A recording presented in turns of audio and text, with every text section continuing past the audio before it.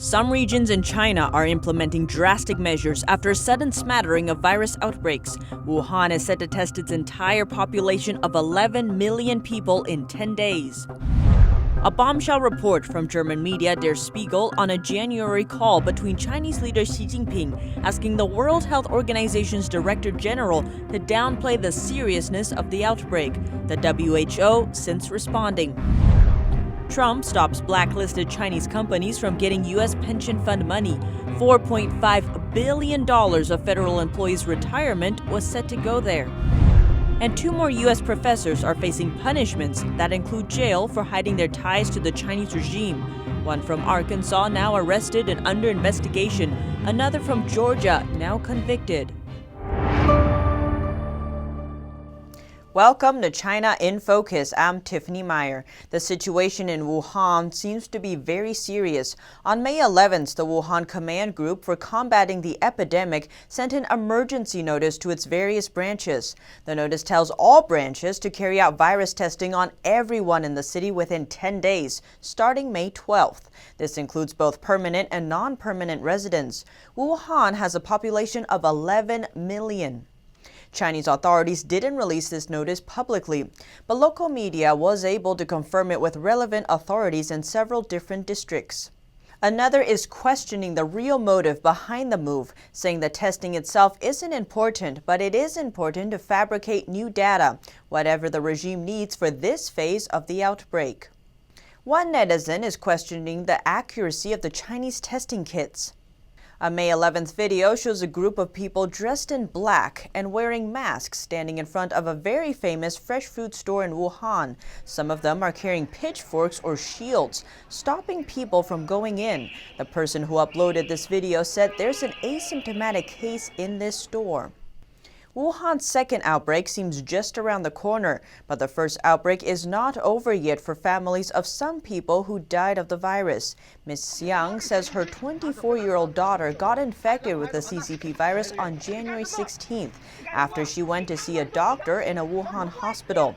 This was 4 days before Chinese authorities admitted human-to-human transmission. She died of the virus in early February. Ms. Yang told us if she knew the disease was contagious, her daughter would not have gone to the hospital and could possibly still be alive. Because there is no hope of winning a lawsuit against the authorities, she's trying to make her daughter's case on the internet, on the street, and through overseas media. I just want to ask Wuhan authorities why they didn't tell citizens about this contagious virus. Why?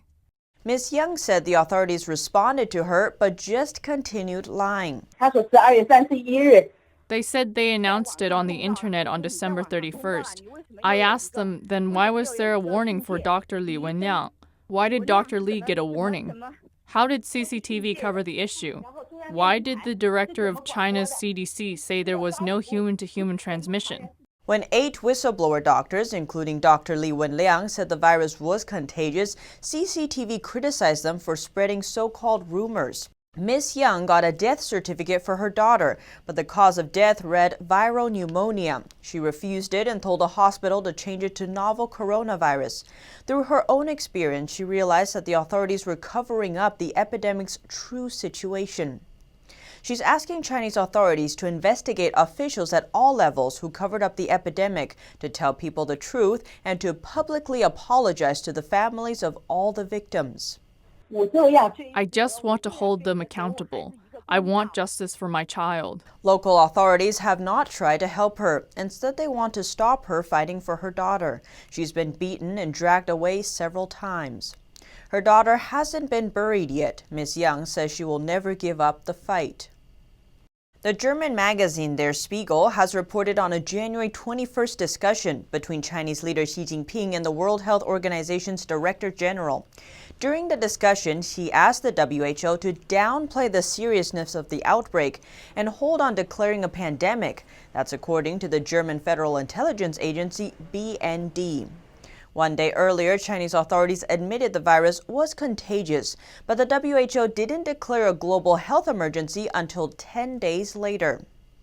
Back then, the situation in Wuhan, the epicenter of the outbreak, was already very serious.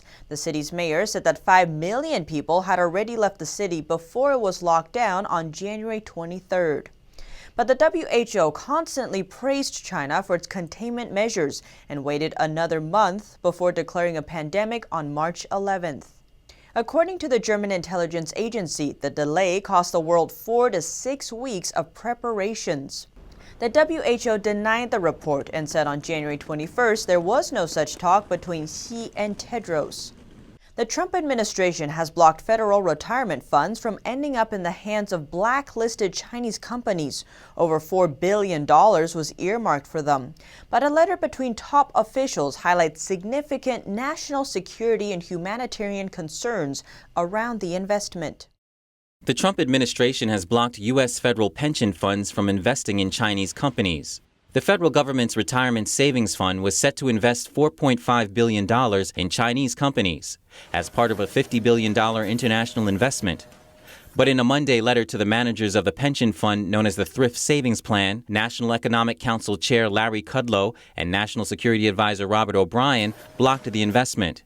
They said it would have presented significant national security and humanitarian concerns. The letter went on to say federal employees' money would have gone to companies that violate U.S. sanctions and assist the Chinese regime's efforts to build its military and oppress religious minorities. Among them is surveillance firm Hikvision Digital Technology. Hikvision was placed on a trade blacklist last year because its technology is used in detention camps for China's Uyghur Muslims. Also included is telecom company ZTE, which was penalized by the U.S. government for violating American sanctions, as well as aircraft company Aviation Industry Corporation, which provides weapons for the Chinese military. The letter also referenced the Chinese regime's handling of the CCP virus outbreak. It said China may be sanctioned for their actions, so investing there is not advisable right now. Kudlow and O'Brien noted, in view of these considerations, we do not believe that proceeding with the investment of the retirement savings of hardworking federal workers in Chinese companies is prudent. To find out more, check out our special report that premiered here on this channel on May 10th on the connection between Wall Street and the Chinese Communist regime's virus outbreak. The FBI uncovers 2 more American professors with hidden ties to the Chinese regime. One is under arrest for failing to disclose funding he got from China. NTD's Melina Weisskopf brings us more on the investigations. More cases of the Chinese Communist Party infiltrating U.S. universities. The FBI reveals 2 professors who hid their links to the Chinese regime's 1,000 Talents program. It's the reason that China has this 1,000 Talent program is they want to steal technology. And now, Professor Xiaojiang Li from Atlanta, Georgia's Emory University is facing legal consequences for his hidden relationship with the talent recruitment program. Sentenced to 1 year of probation, he has to pay over $35,000. Li earned at least $500,000 in foreign income, but did not report it when filing taxes. On May 8th, the professor pled guilty for filing the false tax return. So why would he not want to disclose the extra income he received from the Chinese regime's program? You see, this is working for the party and working for Chinese military. But either way, they need to know that it's illegal. And otherwise, they would publicize it, right? Another professor at the University of Arkansas, Simon Saw Tiong-ong, was arrested Friday and is now being investigated for a similar lack of transparency. He had close relations with China, but was not honest about those connections upon receiving grant money from NASA. An email discovered shows Ong allegedly asked another researcher to keep his ties to the CCP a secret. Not many people here know I am one of them, but if this leaks out, my job will be in deep troubles. A former chemistry doctorate student at Purdue University, Frank Shi, says the Chinese consulate would come to encourage him and other colleagues to bring technology back to China. And they will openly ask us, to get the technology and bring back. So they have been doing that. This has been going on for decades. Assistant Attorney General for the National Security said in a press release, the Department of Justice remains vigilant over programs such as the 1,000 Talents program that recruits professors and researchers to work for China. Melina Weisskopf, NTD News. The Arkansas professor, still under investigation, faces a maximum of 20 years in prison. A group of attorneys general are requesting congressional hearings about the Chinese Communist regime's handling of the CCP virus. They say they are considering legal action against the regime. Attorneys general for 18 U.S. states are urging congressional leaders to investigate the Chinese regime's role in the global spread of the CCP virus. The letter, dated May 9th, asks the lawmakers to open hearings into the matter. The state officials accused the Chinese regime of layers of deceit in its cover-up of the outbreak, saying the pandemic has wreaked havoc on the U.S. as a result. South Carolina Attorney General Alan Wilson organized the letter. It comes as the Trump administration is probing how the outbreak started in China.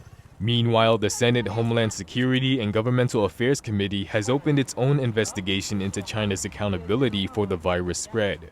The letter says the Chinese Communist Party appears to have intentionally misled the world over the last 6 months. It also says the World Health Organization played a role. Many of the 18 attorneys general are considering taking legal action against the Chinese Communist regime. Mississippi's Lynn Finch has already taken this step. The AG filed a lawsuit against the regime shortly after her state did in April. Former House Speaker Newt Gingrich on Monday questioned the motives of Democratic Party rhetoric. He told Fox and Friends the party seemed to be increasingly pro-communist Chinese party, saying it was mystifying that some Democrats would deny the regime's responsibility for the pandemic, and that to the rest of the world it was obvious. The White House reports the U.S. is now leading the world in virus testing per capita. The U.S. has passed up South Korea, which was considered the good standard. The administration is giving over $500 million to health centers across the country to boost testing.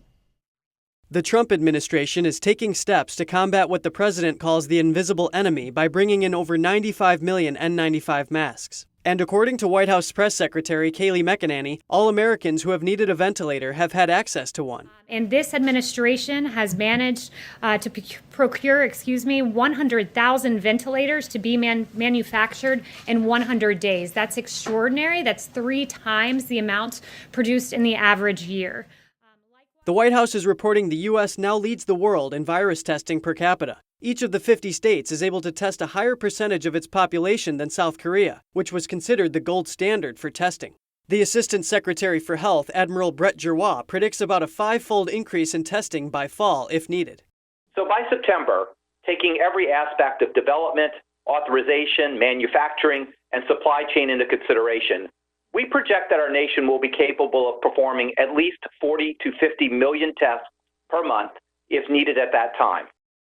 The White House press secretary pointed to an inconsistency in the Washington Post's coverage of the administration. On March 13th, the paper criticized the U.S. for lagging behind South Korea's testing. Yet on Monday, the Washington Post said the administration is bragging about U.S. testing passing South Korea's. So you can't demand that we reach South Korea and then say that we're bragging when we do. This is a moment where the American private sector succeeded. This administration mobilized that testing. Every state is better off than South Korea at this moment. And that is McEnany went on to question why the Trump campaign was accused of colluding with Russia to influence the 2016 election in his favor when she says there was no evidence. She said James Clapper, Samantha Power, and Ambassador Rice had stated they had no evidence of the collusion. But for 3 years, the American people were dragged through the mud and told that their choice for the President of the United States might have been a Russian asset based on no evidence at all.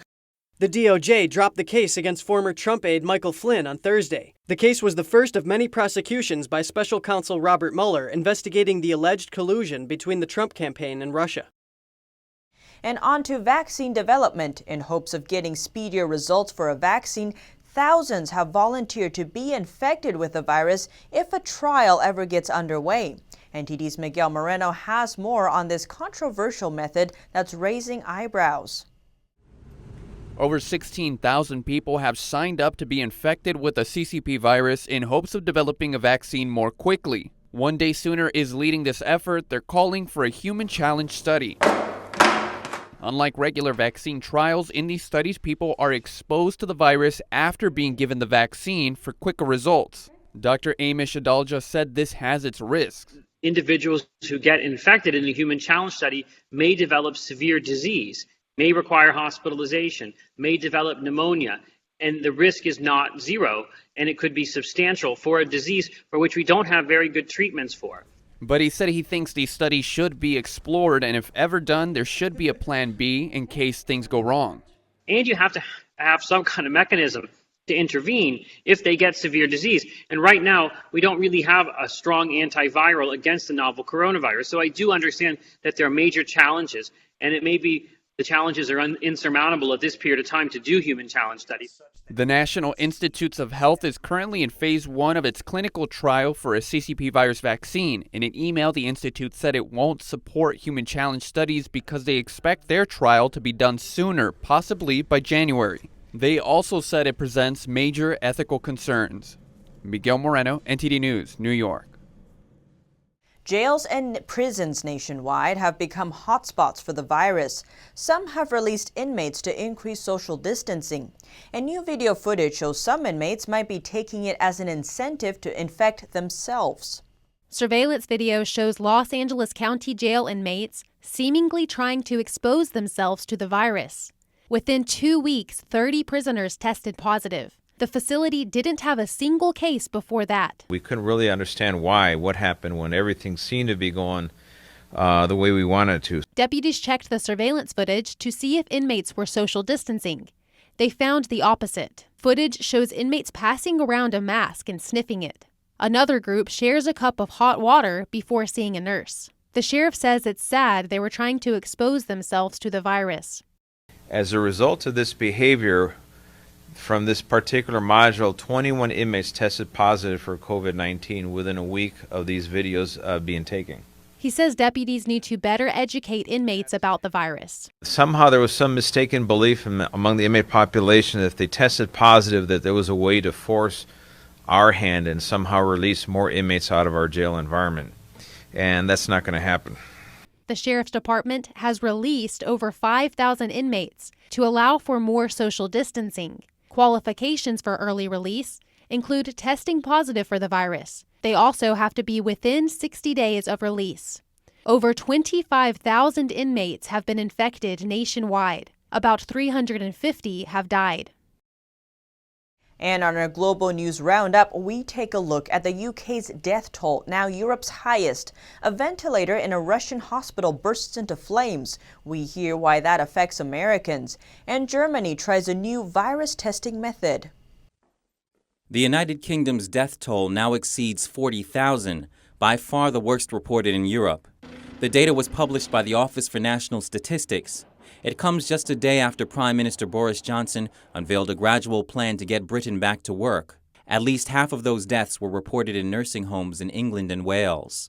Moscow has begun investigating a type of Russian-made ventilator after 6 people died in hospital fires. The head doctor of the hospital said that the blaze erupted after a ventilator burst into flames in the ward. Some ventilators of the same type have been sent to the U.S. Also in Russia, President Vladimir Putin's spokesman, Dmitry Peskov, said on Tuesday that he had tested positive for the virus. A German company has come up with a way to test people and safeguard healthcare workers at the same time. They introduced a drive-in system that enables people to be tested for the virus without coming into contact with anyone, thanks to a robotic arm.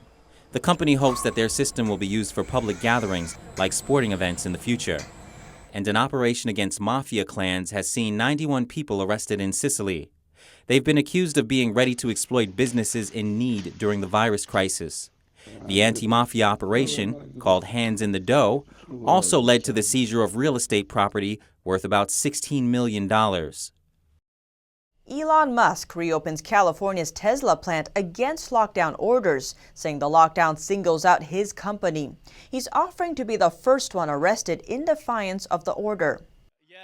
Elon Musk reopened Tesla's California plant against the orders of local officials. That's after he threatened to move the company's headquarters to Texas or Nevada. He says county officials are defying the governor's orders. Musk expressed his defiance in a tweet. Tesla is restarting production today against Alameda County rules. I will be on the line with everyone else. If anyone is arrested, I ask that it only be me.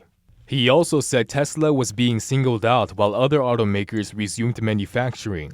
Tesla is among the largest employers and manufacturers in California. If the company left, so would a lot of jobs. California Governor Gavin Newsom puts the responsibility to resolve the issue on the county. I have great expectations that we can work through at the county level the issue with this particular county and this company in the next number of days. States including Texas, Georgia, and Utah have reached out to Musk, encouraging him to come to their state. The Fremont Police Department said it was enforcing the lockdown order at the direction of the health department. It said it was told the county is working with Tesla directly. Musk has criticized the lockdown previously, not just about its detriments to his own business, but to America as a whole. President Trump wrote on Twitter this morning saying the Tesla plant should be allowed to reopen now. U.S. consumer prices in April dropped by the most since 2008, and Boeing reports its worst start to a year in nearly 60 years. Here are today's business briefs. U.S. consumer prices for April dropped the most since the Great Recession, weighed down by a plunge in demand for gasoline and services, including airline travel, caused by the pandemic. A report from the Labor Department shows a record decrease in underlying prices, raising the alarm for potential deflation. Cheaper gasoline amid a collapse in crude oil prices offset a 1.5% surge in the cost of food last month. Things aren't looking good for Boeing. The company had 0 new orders in April, and 108 orders for its grounded 737 MAX planes were canceled. It's the company's worst yearly start since 1962. The company delivered just 6 planes last month, bringing the total to 56 for the first 4 months of 2020, down 67% from last year. And the U.S. Commerce Department announced a final determination. Producers and exporters of glass containers from China received illegal subsidies from the Chinese regime. They ranged from just over 25% to more than 300%. Commerce said imports of glass containers from China were valued at an estimated $370 million in 2018. The department is also investigating dumping of glass containers from China. After a final determination of injury to U.S. manufacturers, Commerce could issue a countervailing duty order. Here at China in Focus, we dedicate ourselves to bringing you truthful, unbiased reporting. Don't forget to subscribe for the latest updates, and see you tomorrow.